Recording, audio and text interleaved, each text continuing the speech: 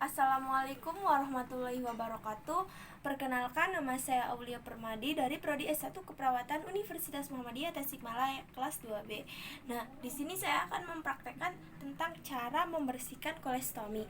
Nah, apa sih kolestomi itu? Kolestomi itu adalah membersihkan stomata atau stoma kolestomi, kulit di sekitar stoma, dan mengganti kantong kolestomi secara sesuai dengan kebutuhannya. Nah, apa sih tujuannya membersihkan kolestomi itu? Bertujuan untuk menjaga kebersihan pasien, mencegah terjadinya infeksi sekitar stoma. Nah, tindakan kolestomi itu ada 4 tindakan. Yang pertama itu melepas kantong kolestomi, dan yang kedua itu membersihkan kulit sekitar stoma, dan yang ketiga itu membersihkan stoma, dan yang terakhir itu mengganti kantong kolestomi dengan kantong kolestomi yang baru. Nah, alatnya itu ada kantong kolestomi yang sekali pakai, dan ada yang kantong kolestomi yang untuk beberapa hari. Nah, kantong kolestomi yang sudah penuh, maka kita harus mengganti kantong kolestomi yang baru. Apabila penuh, cukup dengan buka bagian bawah, kemudian bersihkan dan tutup kembali. Nah, itu tuh kantong kolestomi yang bisa digunakan untuk beberapa hari, bisa digunakan 3 hari. Nah, yang kedua itu larutan NaCl, dan yang ketiga itu sepasang sarung tangan bersih, dan yang keempat itu perlak dan pengalas, yang kelima itu bengkok, dan yang keenam itu kantong plastik, dan yang ketujuh itu zinc salep, yang kedelapan itu bak instrumen yang berisi pinset anatomis, pinset keras, dan kasa steril, kom kecil, dan gunting. Nah, yang ke-9 itu plester, dan yang ke-10 itu gunting. Nah, langkah-langkah membersihkan kolestomi. Yang pertama itu kita cuci tangan. Kita cuci tangan terlebih dahulu. Nah, contohnya misal di depan saya itu ada pasien. Selamat pagi Ibu. Perkenalkan, nama saya Aulia Permadi, perawat di rumah sakit ini yang bertugas dari jam 7 sampai jam 12. Nah, di sini saya akan membersihkan atau mengganti kantong kolestomi Ibu, bertujuan untuk mencegah terjadinya infeksi dan membersihkan kulit atau stoma di sekitar badan Ibu. Nah, apakah Ibu bersedia? Baik Bu, saya akan persiapkan alatnya terlebih dahulu. Nah, kita kemudian sebelum melakukan tindakan, kita sebaiknya kita mencuci tangan terlebih dahulu dengan 6 langkah cuci tangan. Kita cuci tangan menggunakan hand scrub.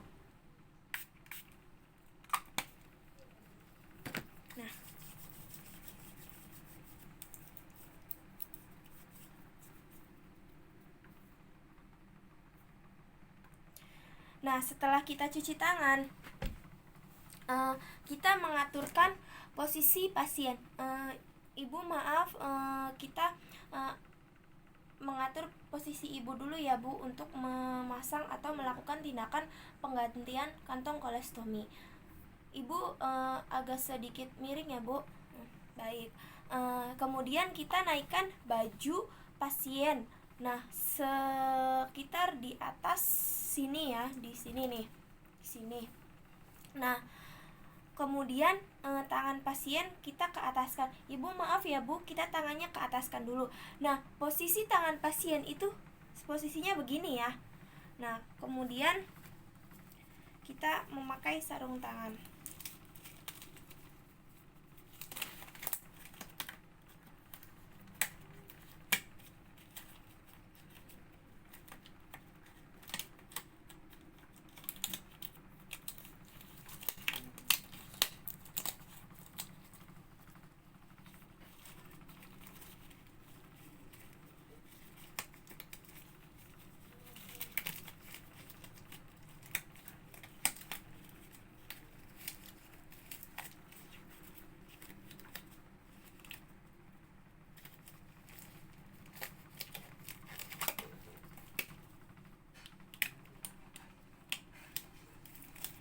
Nah, setelah kita selesai melakukan pemakaian sarung tangan, kita pasang perlak ke bagian badan pasien.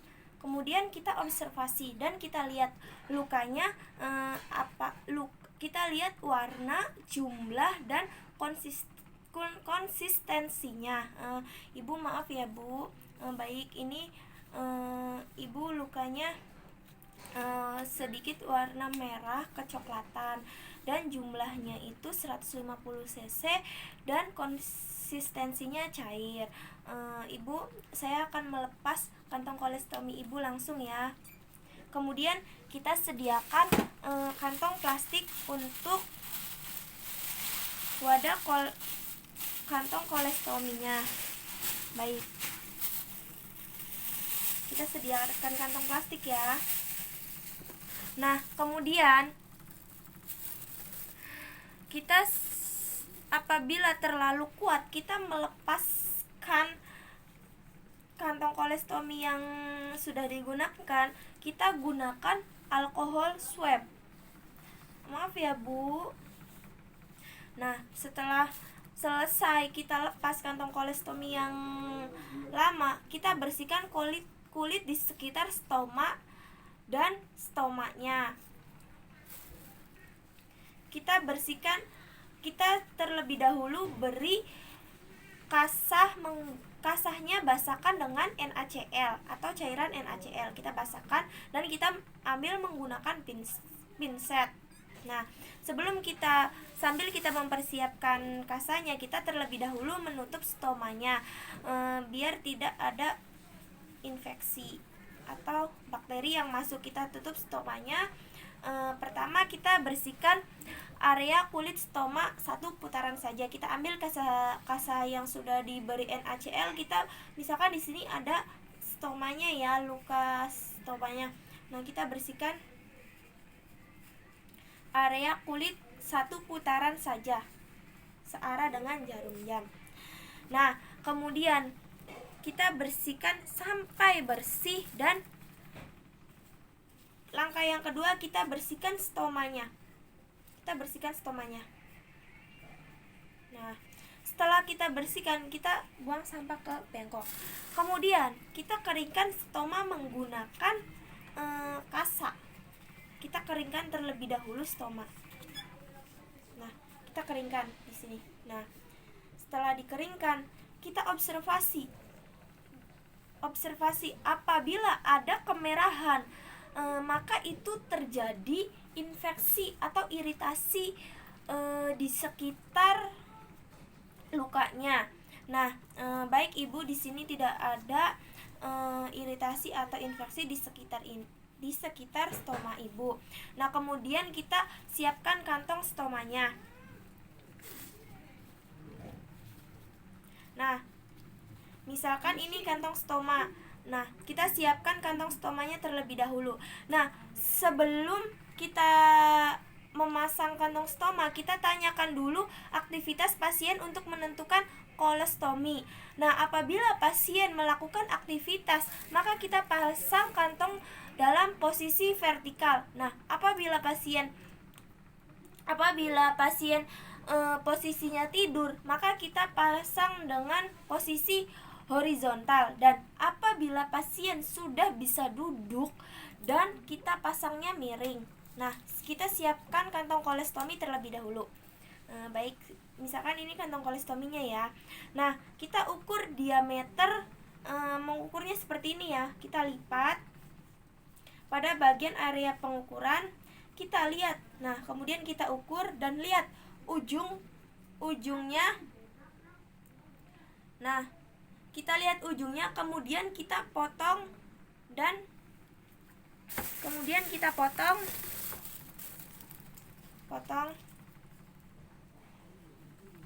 Kemudian kita potong.